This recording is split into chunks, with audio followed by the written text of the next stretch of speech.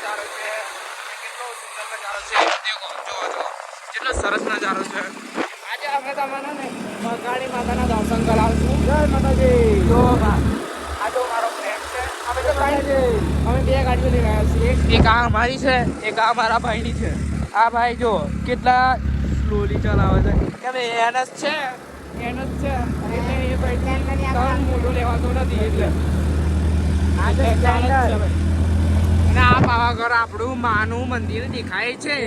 આપણું માનું ધામ આવી ગયું છે. દેખો પાવાગઢ માત કી જય. બોલો મહાકાળી માત કી જય. આજે અમે આવી ગયા છીએ. દેખો તમારા માતાજીના દર્શન કરીએ. મારો ભાઈબંધ પરસ ટ્રાવેલિંગ કરે છે એટલે અમને તો કશી બીક નહીં.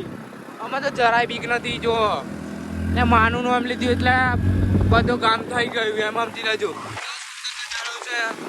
પ્રિવેડિંગ કરાવવું હોય તો એ ગાડી થઈ જાય. જો માના ધામમાં કેવું સુંદર છે. વલિયારી છે. જો કેટલો સુંદર જો ફોટો લેવાય છે. થોડીક જ વાર છે. નજારો જોવા લાયક છે. મારો ભાઈબંધ કે છે એના પણ જો તમે સપોર્ટ કરજો. મારો ભાઈ છે. આ પણ બે મારા ભાઈ જ છે. અને જો આ ભાઈ આ વનરાજભાઈની સ્પેન્ડર છે. આ ભાઈની મને બહુ કુવે છે સ્પેન્ડર. આ રહ્યું આપણી માનું ધામ. આપણી માં એટલે મહાકાળી માનું ધામ. જો અહીં તો ઘણા બધા લોકો વરસાદ હજુ વલિયારી થઈ નહીં, મતલબ લીલુંછમ થયું નહીં. નકર બહુ બધો પબ્લિક આવે અહીં ગાડી, તો ઘણું પબ્લિક આવે.